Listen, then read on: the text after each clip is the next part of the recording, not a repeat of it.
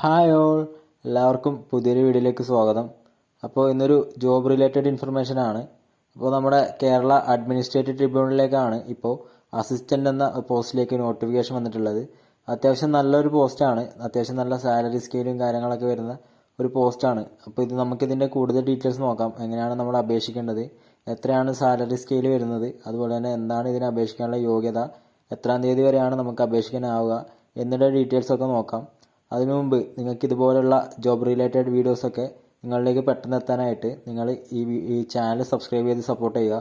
അപ്പോൾ നമ്മൾ road to 1K ആണ്, അതിൽ നിങ്ങളുടെ എല്ലാവരുടെയും സപ്പോർട്ട് ഞാൻ പ്രതീക്ഷിക്കുന്നു. അപ്പോൾ ദയവേത് നിങ്ങൾ സപ്പോർട്ട് ചെയ്യുക.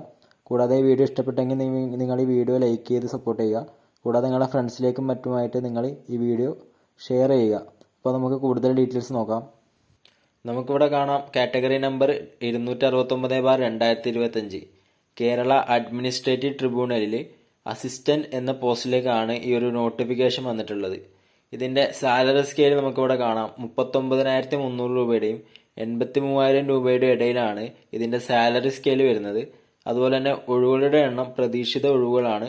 അതുപോലെ അടുത്തതായിട്ട് നിയമന രീതി നോക്കിക്കഴിഞ്ഞാൽ ഡയറക്റ്റ് റിക്രൂട്ട്മെന്റ് ആണ്, അതായത് നേരിട്ടുള്ള നിയമനമാണ് ഇതിൽ നിയമന രീതിയായിട്ട് വരുന്നത്. ഇനി പ്രായപരിധി നോക്കിക്കഴിഞ്ഞാൽ 18 വയസ്സിനും 36 വയസ്സിനും ഇടയിലാണ് ഇതിന്റെ പ്രായപരിധി വരുന്നത്.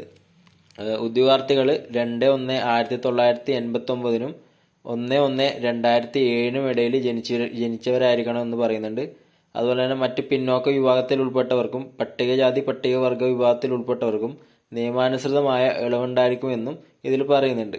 ഇനി യോഗ്യതകൾ നോക്കിക്കഴിഞ്ഞാൽ ബേസിക് യോഗ്യത എന്ന് പറയുന്നത് ബിരുദമാണ്. ഇനി അപലക്ഷണീയമായിട്ട് വരുന്നത് നിയമ ബിരുദമാണ്.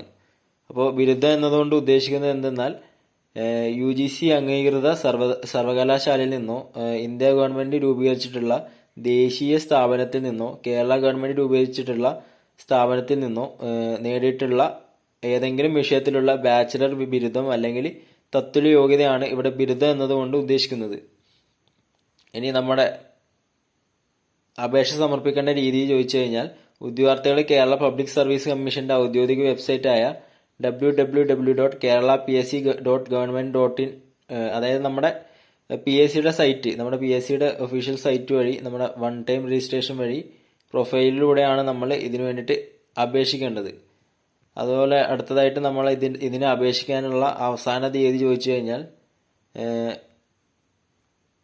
3/10/2025, അതായത് സെപ്റ്റംബർ മാസം 3-ാം തീയതി, ഒക്ടോബർ മാസം 3-ാം തീയതി വരെയാണ്, വെള്ളിയാഴ്ച വരെയാണ് നമ്മൾക്ക് ഇതിന് അപേക്ഷിക്കാനുള്ള അവസാന തീയതി എന്ന് പറയുന്നത്. അപ്പോൾ അതുപോലെ തന്നെ അപേക്ഷ സമർപ്പിക്കേണ്ട വെബ്സൈറ്റ് ഇവിടെ കൊടുത്തിട്ടുണ്ട്, നമ്മളെ കേരള PSCയുടെ വെബ്സൈറ്റ് ആണ്.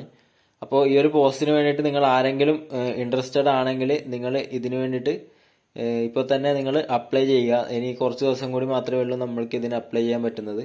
അപ്പോൾ നിങ്ങൾ ഇൻട്രസ്റ്റ് ഉണ്ടെങ്കിൽ നിങ്ങൾ ഇതിനു വേണ്ടിയിട്ട് അപ്ലൈ ചെയ്യുക. അത്യാവശ്യം നല്ല സാലറി സ്കെയിലും അത്യാവശ്യം നല്ല ഒരു ജോബ് തന്നെയാണ് ഈ ഒരു അസിസ്റ്റന്റ് എന്ന് പറയുന്നത്. കേരള അഡ്മിനിസ്ട്രേറ്റീവ് ട്രിബ്യൂണൽ അസിസ്റ്റന്റ് എന്ന് പറയുന്നത് അത്യാവശ്യം നല്ലൊരു പോസ്റ്റ് തന്നെയാണ്. അപ്പോൾ നിങ്ങൾക്ക് ഇൻട്രസ്റ്റ് ഉണ്ടെങ്കിൽ നിങ്ങൾ അപ്ലൈ ചെയ്യുക. അപ്പോൾ ഇത്രയാണ് ഇന്നത്തെ വീഡിയോ എന്ന് പറയുന്നത്. ഇനിയും തൊഴിൽ സംബന്ധമായ മറ്റ് വീഡിയോ ആയിട്ട് നമ്മൾ വീണ്ടും വരുന്നതായിരിക്കും. അപ്പോൾ നിങ്ങളോട് ഒന്നും കൂടി ഓർമ്മിപ്പിക്കുന്നു, നിങ്ങൾക്ക് ഈ ചാനൽ ഇഷ്ടപ്പെട്ടെങ്കിൽ നിങ്ങൾ ചാനൽ സബ്സ്ക്രൈബ് ചെയ്യുക. കൂടാതെ നിങ്ങൾ ഈ വീഡിയോ ഇഷ്ടപ്പെട്ടെങ്കിൽ ലൈക്ക് ചെയ്യുക. കൂടാതെ നിങ്ങളുടെ ഫ്രണ്ട്സിലേക്ക് ഈ വീഡിയോ ഷെയർ ചെയ്യുക. അപ്പോൾ നമുക്ക് മറ്റൊരു വീഡിയോ ആയിട്ട് വീണ്ടും വരാം. അതുവരേക്കും ബൈ.